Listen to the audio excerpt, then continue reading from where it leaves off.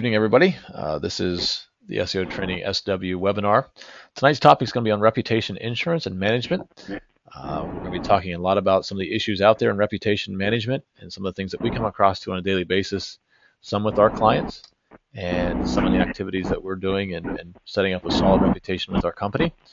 My name is David Evans. Roy Ryer is not with us this evening, and he is in Las Vegas right now. His birthday was today, and his wife and him are up in Vegas enjoying themselves. So we're here to talk about reputation management. Hopefully all of you have recovered from Thanksgiving and all of the shopping. It's quite amazing what they're doing now with Thanksgiving. You have Black Friday, Small Business Saturday, Cyber Monday. I think we need to have like a Recovery Tuesday or something.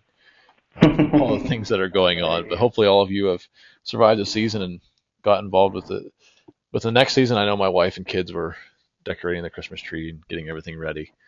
But tonight we're here about reputation management. Fabiano Mora has started working with us on SEO Training SW and TKO Marketing. He's here to present this topic tonight. So hopefully you can write down a few things that we're coming across. He is the Vice President of Marketing for TKO. So you'll start seeing him more and more as the days go on. So at this time, I'll turn it over to you, Fabiano. Looking forward to hearing your presentation on reputation management. Thank you, David. Yeah, like he mentioned, we're going to be diving into reputation management. Quick overview here on the first screen. I'm very excited about this topic. It's close to mind for a lot of people, whether it's their brands, whether it's products, whether it's important keywords for them. So we're going to cover the three main types of reputation management at TKO SEO and SEO Roadmap and SEO Training Southwest. We've decided to break these apart into three main categories. As we see clients come in with different topics and different issues, they often fall in one of these three, at least 95% of them. So we're going to also talk about the three rules of rep management as we see it, three very important things.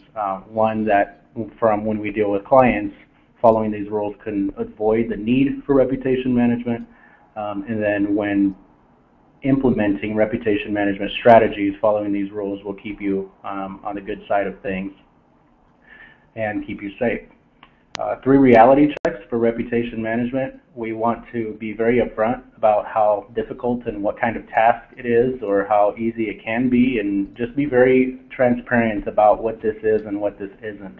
A lot of folks think that it's a matter of a quick fix or things that you can do kind of out of a hat, and it's not that far from SEO. In fact, it is SEO. It's just a type of SEO, including other components. So we want to basically open up the box, and the reality checks will cover that. And then three tips that you'll be able to implement right away in terms of executing a reputation management project, large or small, as you're thinking about this and as the need arises. Okay, so we'll go right into it. The first thing that we want to talk about are the three types of reputation management. Now, there's reputation insurance, reputation management in the traditional sense, and crisis management. We're going to break down each one of these and give you the distinction. Reputation insurance really has to do with prevention. This is where you prevent things from happening. So before a case happens to where something negatively is being said about you, your product, your brand, your business, this is where you basically take the necessary steps to purposefully and intended the reflection of you online, creating that so that those search engine result listings are already taken up by you or something that is being said by you before something bad happens. Think of a space with limited amount of places where you could rank for a certain keyword, and if you're already communicating and talking and ranking for those keywords, it's a lot harder for somebody to rank and for somebody to take that position if you're already there.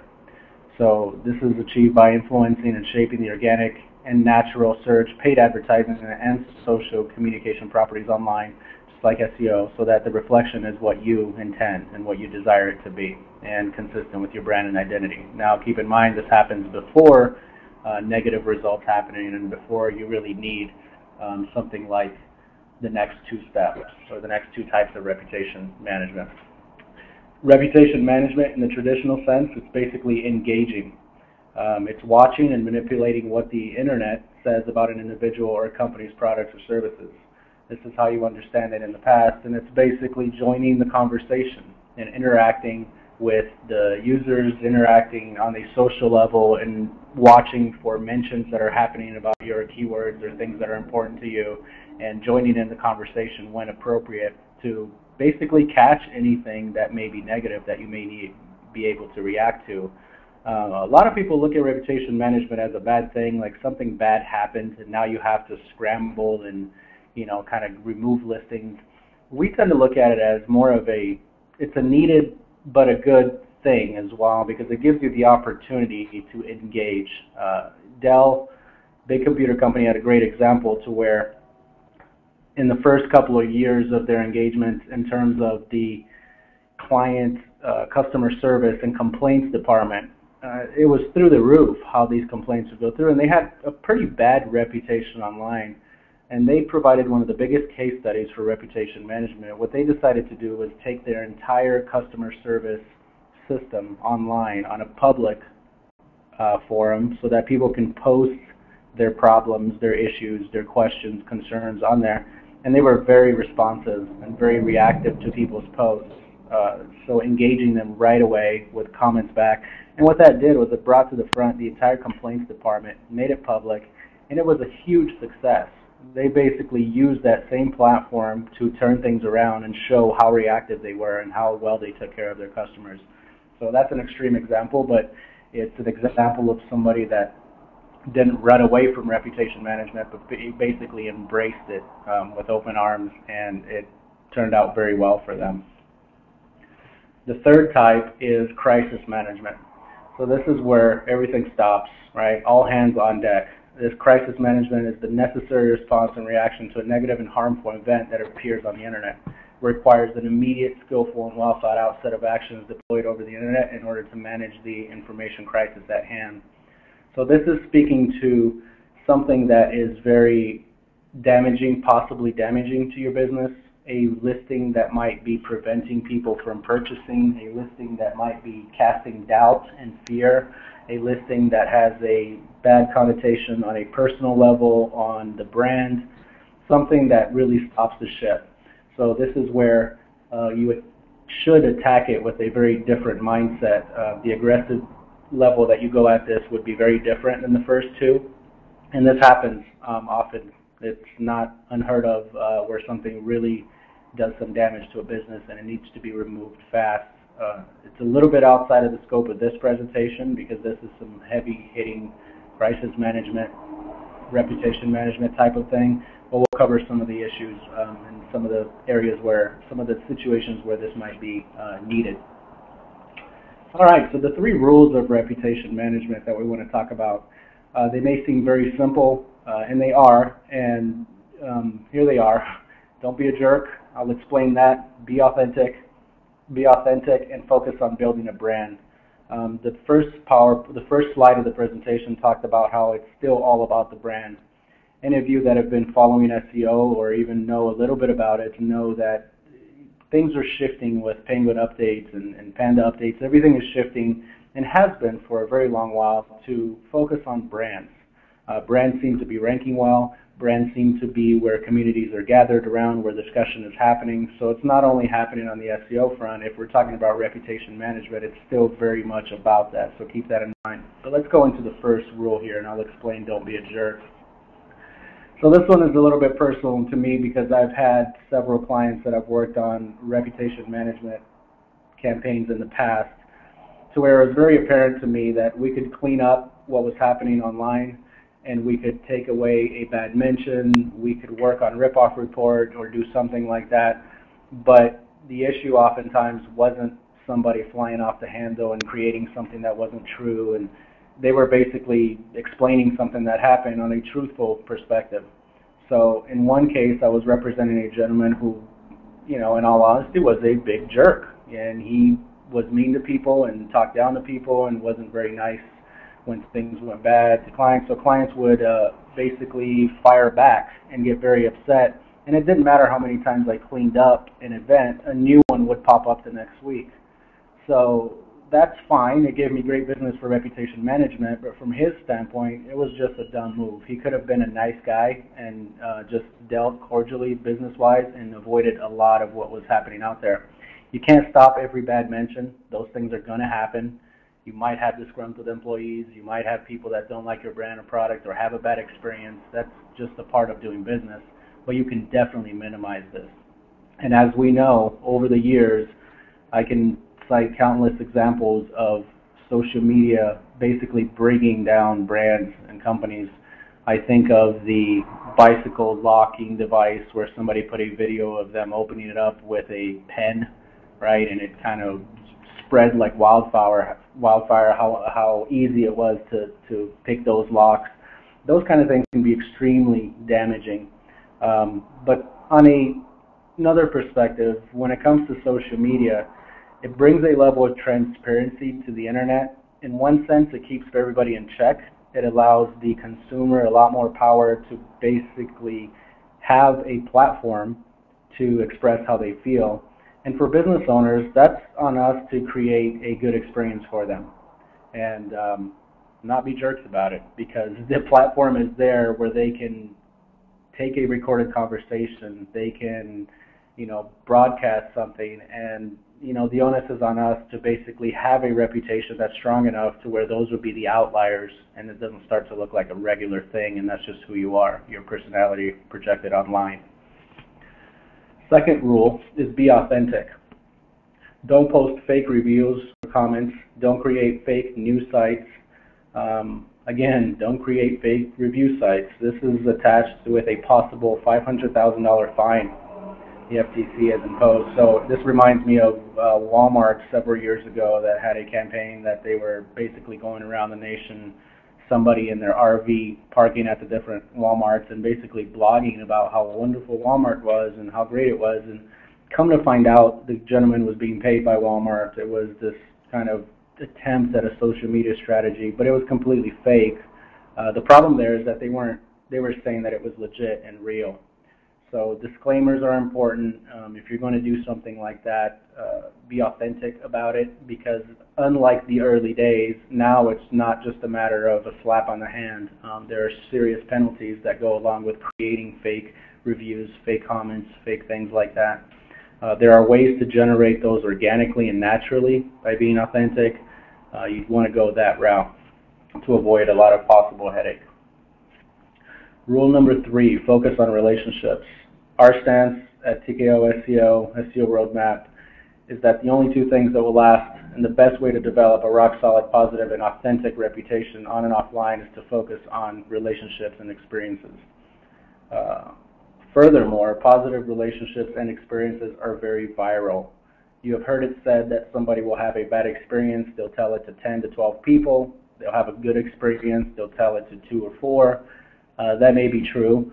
The numbers are a little bit lopsided, but that doesn't mean that positive relationships and good experiences are not being spread virally. And now more than ever, through Facebook and social channels, I believe that those numbers are different than they would have been on a face-to-face level. People can post things so quickly and share things with friends and share good experiences. So this is very important. Focusing on relationships and focusing on creating good experiences for your clients and people goes a long way in preventing the need for the negative reputation management kind of cleanups that we've seen. Okay, so now let's go into 3 reality checks about reputation management. This is an important part because this deals with what you're going to be stepping into when you attempt a reputation management campaign. And I want to be very clear about this, that I don't want to say that it's harder than SEO. I don't want to say that it's easier than SEO, because it's SEO in a sense. Let me put it to you this way. You're doing the same actions that you would when you're attempting to rank well for a search engine optimization project, right? Because we are talking about moving results from one place to another, taking the ranking positions from somebody that is already there for a certain given keyword. So by definition, the underlining of what happens with reputation management is really an SEO play. The issue here is that with reputation management, it's kind of a double-edged sword. sometimes you have a keyword that is not very popular. It's not being bid on, let's say somebody's name, the CEO of a company or somebody in a company that might be important to rank well or not have a negative listing show up, or your personal brand, your name.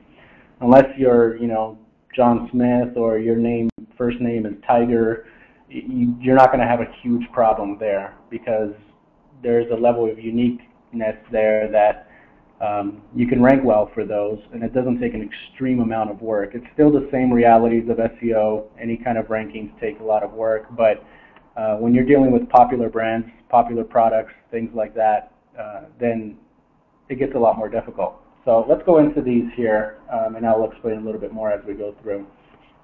Reality check number 1 is like what I was saying about rankings.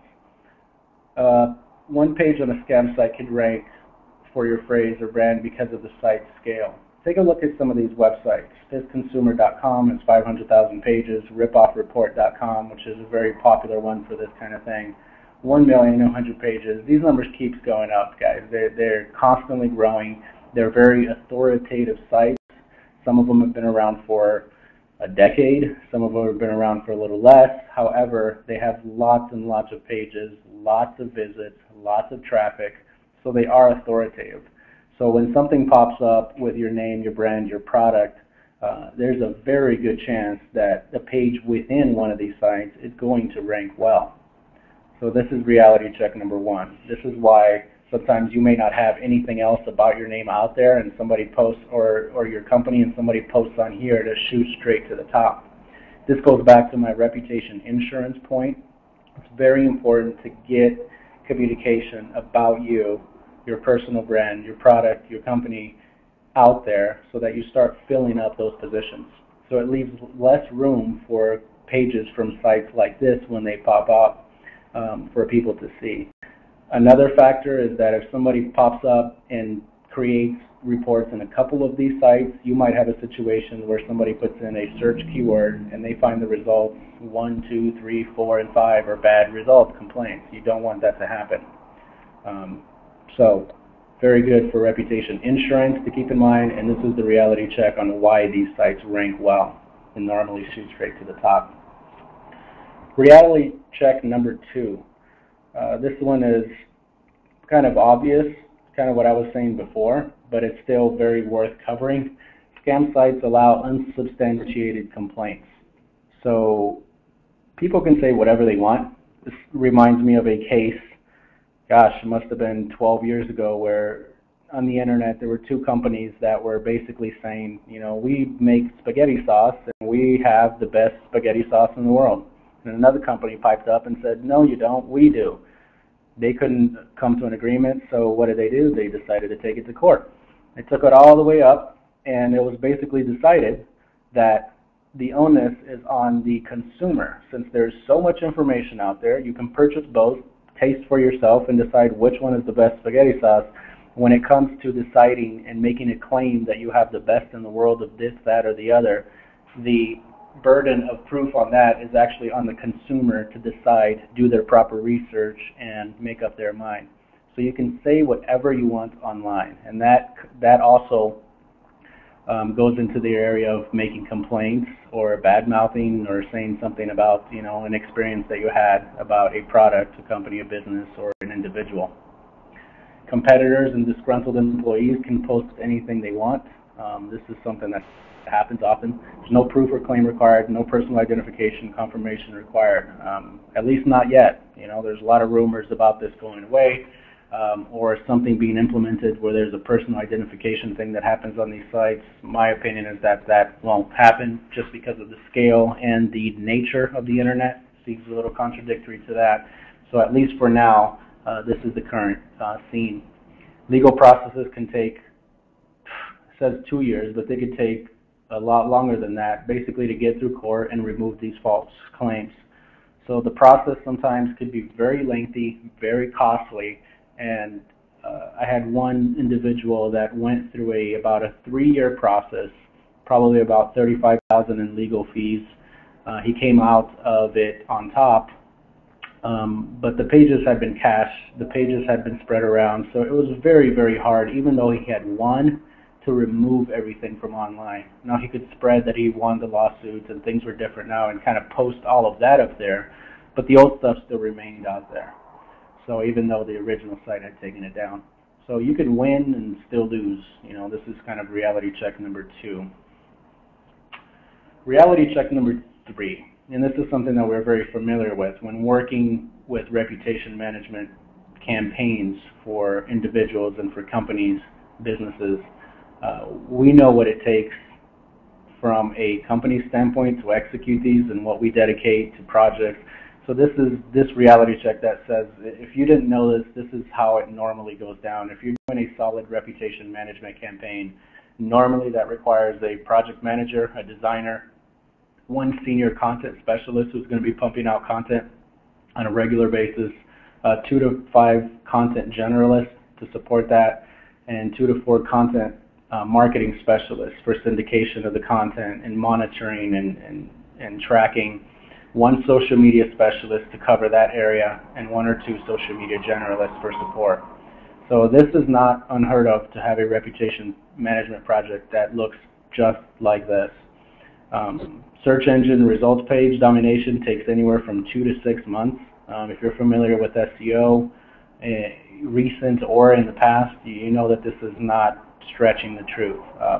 Sometimes it takes up to years if you're going for a very, very competitive keyword.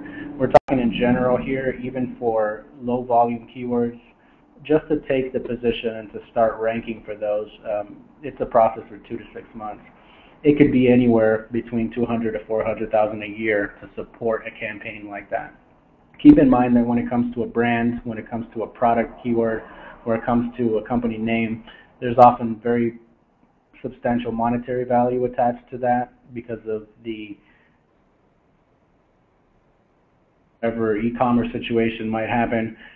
From a branding standpoint, somebody's name, an individual, it might be less competitive, but you're still talking about this time frame and a substantial investment per year to not only clean that up, but to maintain it clean after the first year.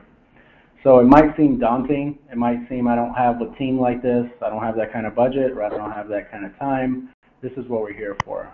Don't panic. There are other methods of going about this, and this is what we want to share with you. A couple of tips that can get you started in the right direction if you have the need to implement some reputation management. Okay, so the tips that we're going to talk about, they basically cover the research that is required. We're going to talk about building and strengthening sites and profiles. Those are ranking positions. And then we're going to talk about creating and syndicating videos, which have always been strong. They are especially strong right now for moving rankings. And they also allow you to communicate the message that people are digesting and taking in video form. It's working very well now, so it's got kind of a dual prong benefit to using videos. Okay, so tip number 1, when it comes to research, you want to do your research for a specific keyword and gather the top 3 results and place them on an Excel spreadsheet. It provides a baseline. That keyword may be your personal name, it may be the name of a few key people in your organization, it may be your brand, it may be a product, maybe something associated with your brand or product. You want to remember to treat each one of these projects individually. So, and this is the scalability of a reputation management campaign. If you've got 5 keywords you're trying to clean up, if you've got 10, you're really talking about everything we're going to talk about times 5 or times 10. So for the sake of the presentation, I'm going to talk about everything as 1 keyword, let's say 1 individual that wants to remove some negative listings that he has. And this is what you would, the steps that you would need to do to execute that. So on a specific person or keyword, gather the first 30 results, put them on a spreadsheet. And then you want to identify and categorize them by how many are negative, which ones are negative. You want to color code them red. You want to find profiles to boost, current profiles that are in place that can be boosted. You want to color code those green. So these could be LinkedIn, it could be Facebook, it could be YouTube, it could be a blog post, anything that is in your control that you have in place already that you can use, either strengthen to move up those positions, build those out to rank better. And this is what I was talking about with reputation insurance. If you've been doing your work and been active and doing those reputation insurance steps, when something happens, you have a lot more to work with. You have a lot more to pull from. So those are color-coded green. And then profiles to create are blue. Anything that is missing from that picture that are high-ranking sites that you can piggy off of to create profiles, and we're going to cover some of those, where to identify what some of those may be. Okay, so that's how you color-code your spreadsheet of 30, and this gives you a baseline of what you're looking at. This will also basically give you a thermometer reading, a barometer of how bad, neutral, or good the situation is for you. So if you've got a spreadsheet that, you got 30 results and, I don't know, 17 of them are red, it may be time to bring in some help because it's one of those situations to where, more than half of the results that you're looking at are negative. But if you've got a spreadsheet where you've got a couple of negative results or one that's really the bad one, then you're looking good. It's something that you can probably, with these set of actions that we're going to give you, tackle on your own. Okay. Tip number 2 is build and strengthen these profiles that we're talking about. Now, there's a local approach and a national approach. Oftentimes, if you're going to use local, we recommend this site, tko.seo.visibilityscore.com. This is a URL, a tool that you can use to determine what is missing from a couple of things: search engines, local directories, competitor citations, social media profiles, and reviews from a rep management perspective, and keyword rankings. So by putting in your URL here, it'll spit you back a report that is going to say where you're listed in the local directories, where you're not. So obviously the places where you're not, you want to go get yourself registered there. It's going to talk about how many citations your competitors have, so you can see how active they are. It's going to talk about how many social media profiles you have set up or don't have set up. Obviously you'd want to go set up the ones that don't show up here. This is where you identify some of those, what you would color code blue, what some of those profiles should be that you should build. And it'll also give you an idea of the keyword rankings, where you are ranking for already for keywords that are in your space. Now, from a national perspective, you want to use a site that we recommend called knowem.com. This is where you can gather profile data and submit via one of the packages. We recommend the business for most reputation management products. They have 3 or 4 different packages. The business package is usually sufficient. So you want to submit your profiles, then build and track the results. Now within this site, you'll notice that there are video sites, there are news sites, there are social profile sites, there are image sites, all different kinds of sites.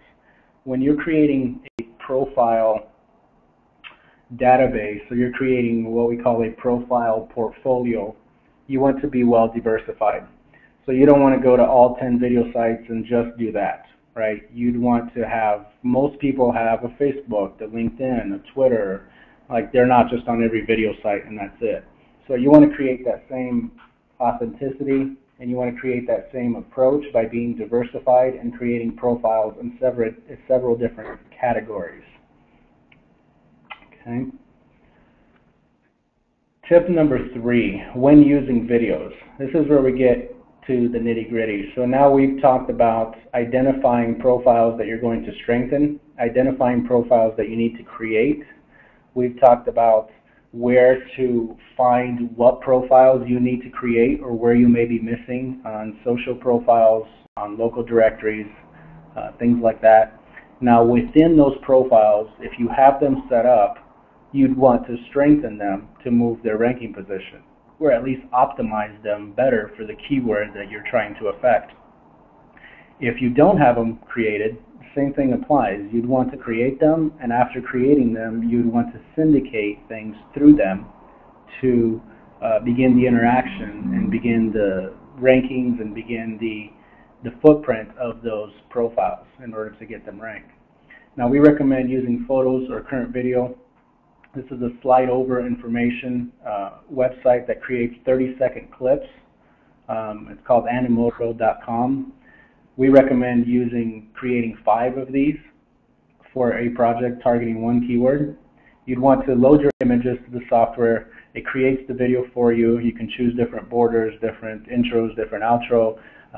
It's pretty nifty for this. If you have another resources, feel free to use that. But the idea is not to get bogged down with video creation project and treat that like if it's something you can't do, because Zenimoto is a good option for this, that it's light, it's quick. The light version is free and allows you to create enough videos for one project. So it's a very good alternative. So the criteria is 5 videos per project to start. If you need, you can add more videos in sets of 5. So remember that if you're tackling 2 keywords, you'd want 5 videos for every keyword. So the videos should have that keyword, obviously. They should be informational. They should be something that is going to be of value to the user. You don't just want to create them for ranking purposes and for the machine. You want to create them for the actual user. So make sure to create authenticity and provide some valuable information on here. Now upload and syndicate to these 8 sites. There could be other sites that you would identify through your profile creation spreadsheet.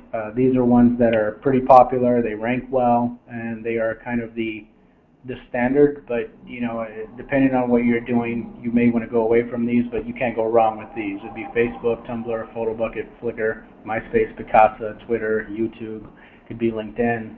There's several others out there. Like we mentioned before, Knowem is a very good site for identifying where you'd want to syndicate these videos. Okay, a little bit more on videos.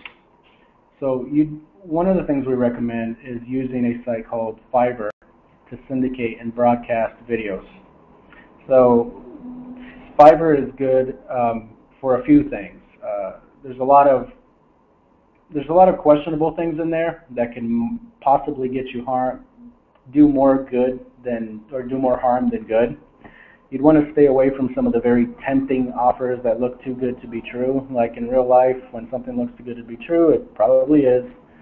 So, but one of the things that we like Fiverr for is to taking care of very mundane, time-consuming tasks that you just kind of have to do to syndicate these things out. So a good option is to use Fiverr to submit these videos. So you'd want to submit them 5 times, 1 Fiverr project for each video. So provide Fiverr vendor with descriptions as well as the target URL for the primary video. So you would want to basically identify somebody in Fiverr that is offering to syndicate your videos to however many profiles or 25 profiles or whatever it is to match how many profiles you're syndicating to. Contact that person, initiate the project with them, transfer the information to them, and then track accordingly. Same URL will be added to all videos, the primary video in YouTube. Don't neglect YouTube. That is definitely where you would want to put your primary video. And you want to add a unique description in each. YouTube.com will not allow you to upload video URL on creation. This is important. Don't get stuck on this point. Create the video on YouTube, then go after you've created and uploaded and edit the video and add your video URL there to the description. At the end of the process, you'll have 5 videos with 1 URL in all descriptions and 4 videos on YouTube pointing to 1 video, and 150 from Fiverr.com pointing to the 1 video.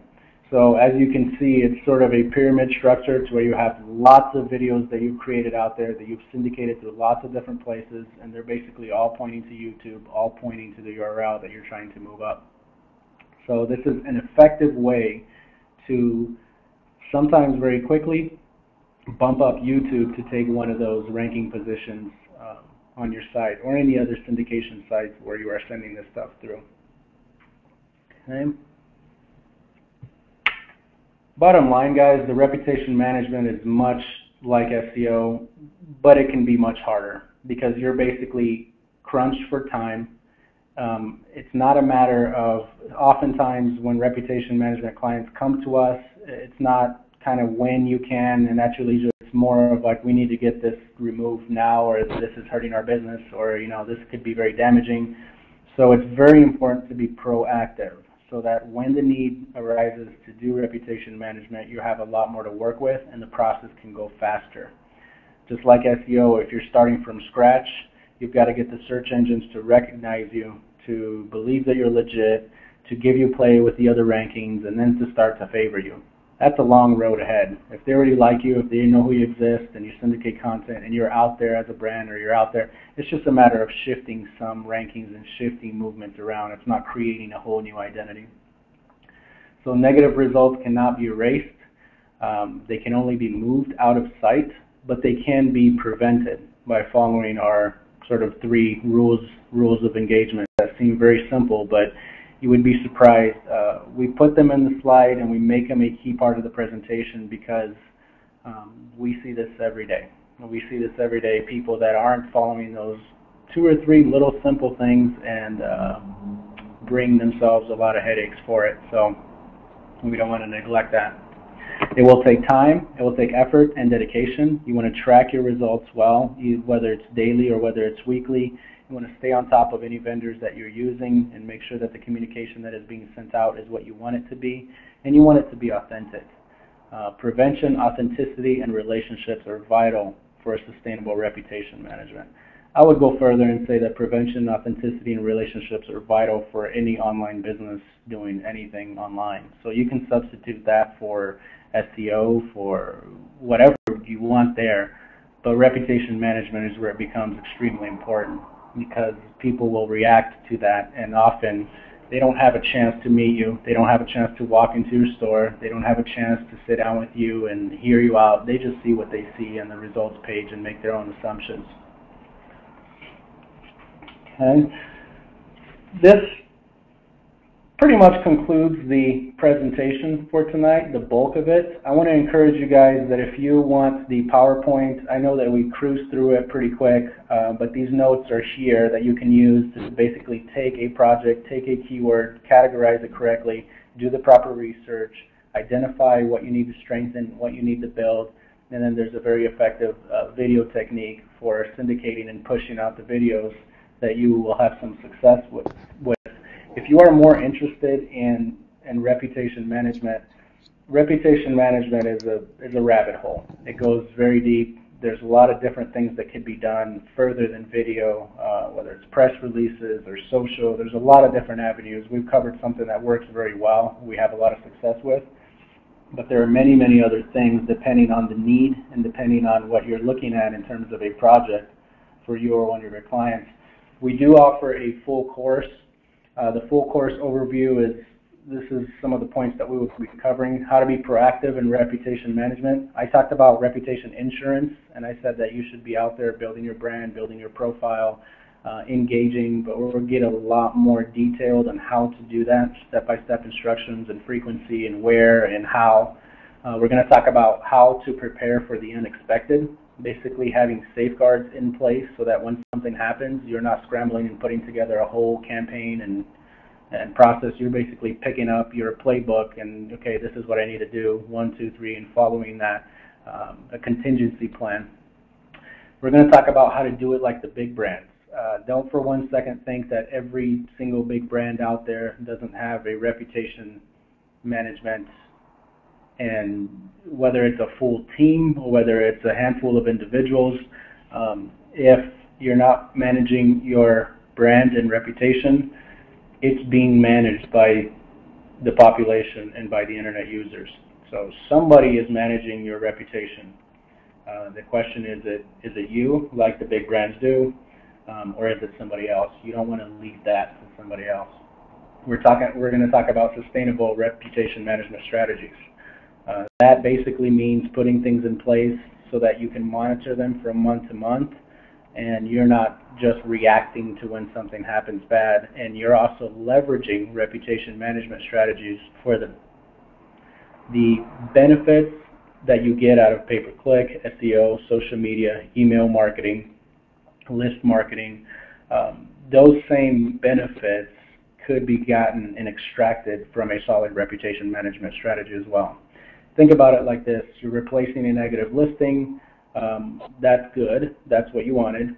But now that you've replaced the negative listing, it's a ranking. So what about a call to action? What about a funnel that leads them somewhere now? What about something that we would do anyway for SEO or a different type of strategy, basically incorporating that into rep management. So it's not just a one-prong approach. You can get additional benefits, cleaning up your rankings and getting something else out of it.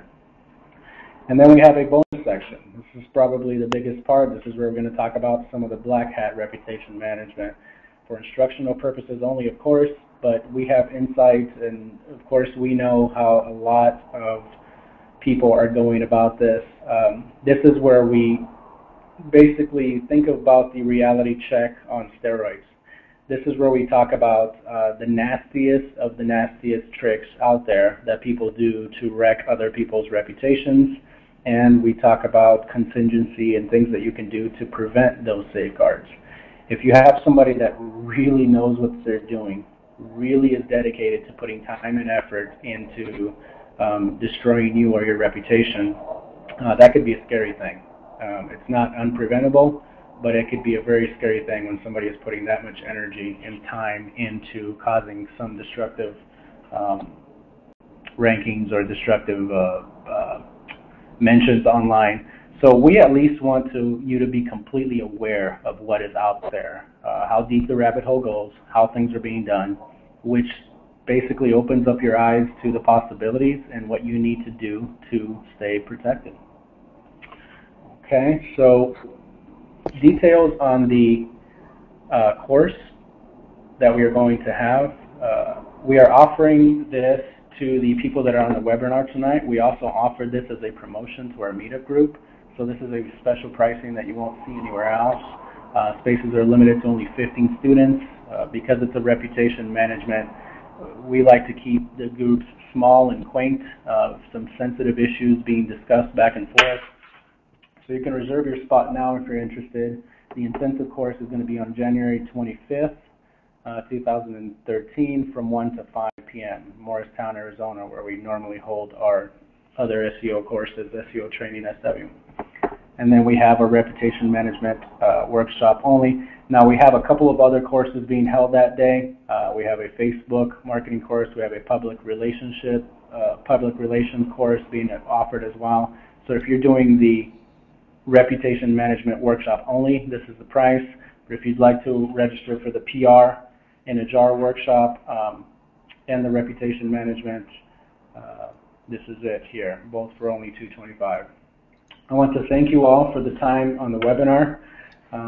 If you have any questions, feel free to post them now. I will give it back to David Evans, and thank you all very much. Thank you, Fabiano. I really enjoyed that. I was taking notes on some of this, and we do some of this in-house, so it's always interesting to discuss this topic and to just find out some ways that other people are doing it out there, and also some techniques that we can implement to do this. If you have any questions, please feel free to type it in the chat box below. I did include the link in the chat to the workshop, so you can go there and see the details on that if you would like. But please feel free to enter your questions in there.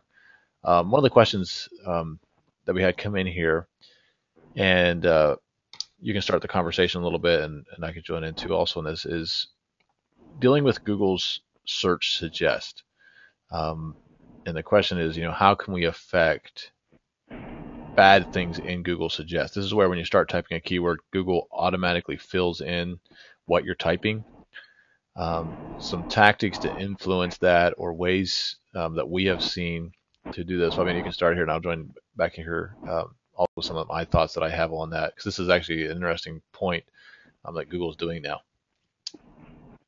Yeah, no, that's a very, very good question. So in thinking about that question, let's reverse engineer a little bit. Like, how does Google come up with that, right? I imagine that it's something like, I don't know, a couple of hundred or a thousand people from a couple of hundred different locations are searching, and they gather those and they find that they're happening more proportionally than others, and they start suggesting them.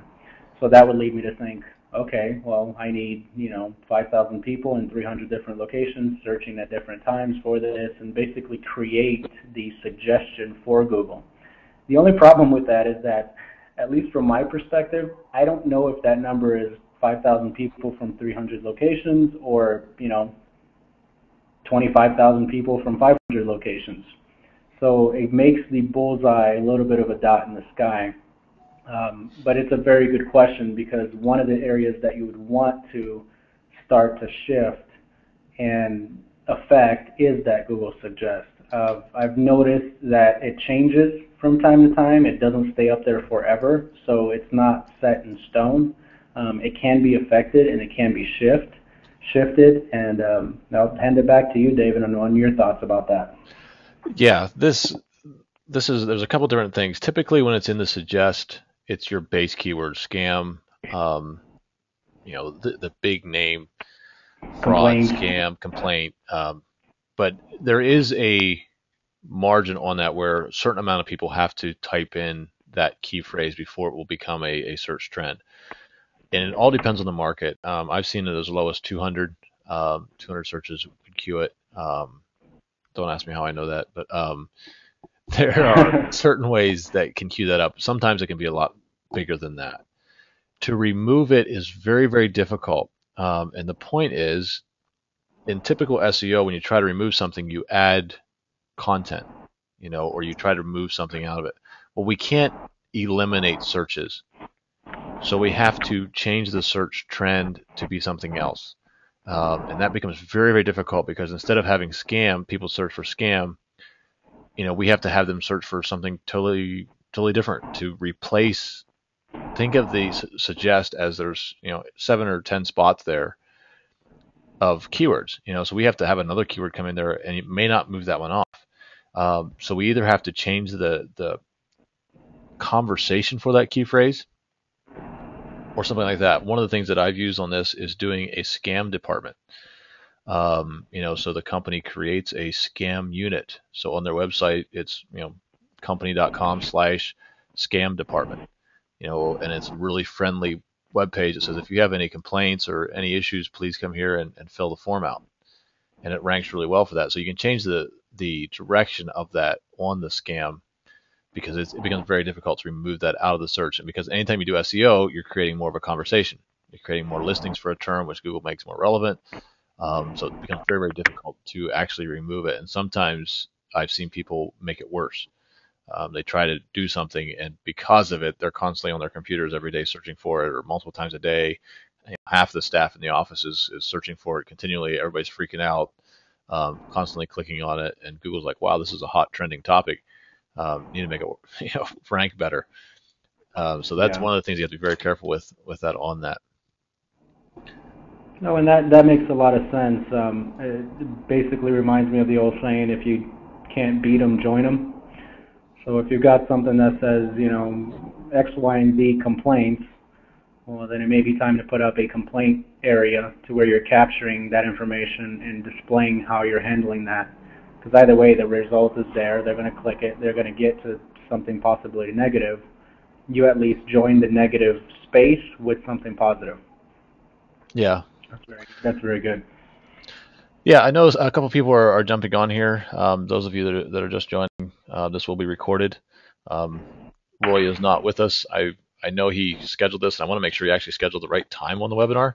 I did see that it was scheduled on Pacific time, so hopefully some of the people aren't too confused on that. If so, we do apologize, but this will be recorded and posted as soon as he gets back from Vegas and his birthday party. Dealing with local reviews. The question is, should we remove the bad reviews from a Google Places listing or try to shut down the Google Places listing for the company? Good question. So I'll start this one out. We have had to shut down local listings before, and that can be problematic because if it's the face of the business, but sometimes it can be so negative that we had to just shut it down just to try to salvage a company because they were about ready to go bankrupt. We prefer not to do that. We prefer to address the situation. And anytime there's a negative Google review, go in there and address it as the owner, and just talk about it and say, we're so sorry this happened. If you have to do that, and provide results for it. So it actually just comes out and says right on it, we're sorry if this issue comes again, please contact this number and go for that.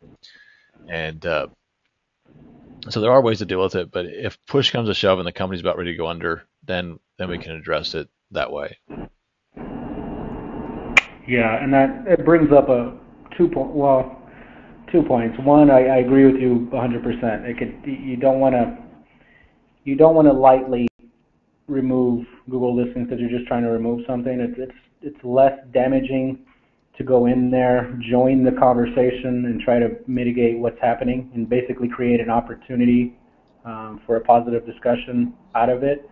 The only caveat to that, and sorry for going off of local listings, but I think it's important to mention, is I don't recommend joining the conversation when it's on a national scale on something like Ripoff Report or something like that. What I have found is that it's much easier to create something else that is trying to rank in that position or trying to outrank it or trying to take the place of it as trying to clean up in there, because what ends up happening on those sites is that you might have something negative that hangs there for a little while and it starts to lose ranking, go to deeper pages. And I've seen this happen before to where somebody finds it, then they post a review, and it basically shoots it right up to the top again. So the interaction sometimes on those will push it straight to the top. Now, when it comes to listings and Google reviews, I do recommend that you engage and you use that as a platform. If it's one of those sites that we mentioned here on the beginning of the PowerPoint presentation when we were talking about the reality checks, those I am more hesitant to recommend engagement in those areas and those sites. What do you think about that, David? Yeah, absolutely. The worst thing that you can do with reputation management is make it worse. And I've seen that happen too many times because they're not actually paying attention to what they're doing. So make sure that you're handling it correctly.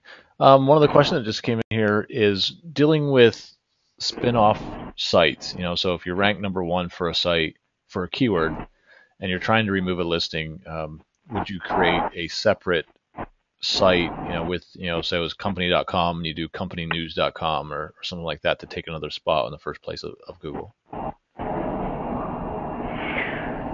Well, it's an option, right? You're talking about a new project with a new site that should be unique and should be legitimate and it should offer value, and you're basically, it'd be like the work of a competitor who's trying to overtake you, but you're competing against yourself.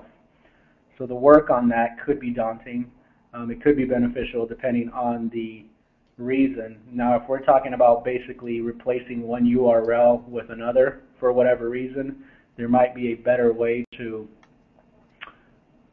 duplicate that and not lose link strength and not lose rankings and not lose things like that, either with some kind of redirect strategy.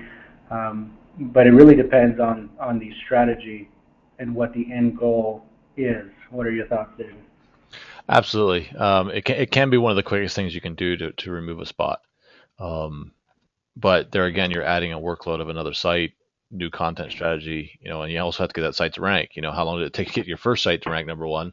So now you actually have to think about building the next site up to get to number one. So that can be a strategy, but there is a workload on that. And we do have a lot more people coming in here. I did see that the emails came out with Pacific time on that. We apologize. Roy Ryer set it up. I'm going to blame him. He set it up, and with the new time, Arizona didn't change time. And we didn't change the time system inside of GoToWebinar. So we were assuming that it was Arizona time, and it was actually set up as Pacific time. So those of you just jumping on it, this is recorded.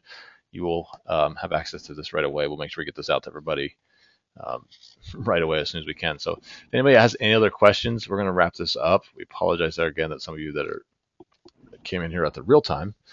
We were actually early. But please type them in now. If not, we'll sign off so we can get this out to everybody by email.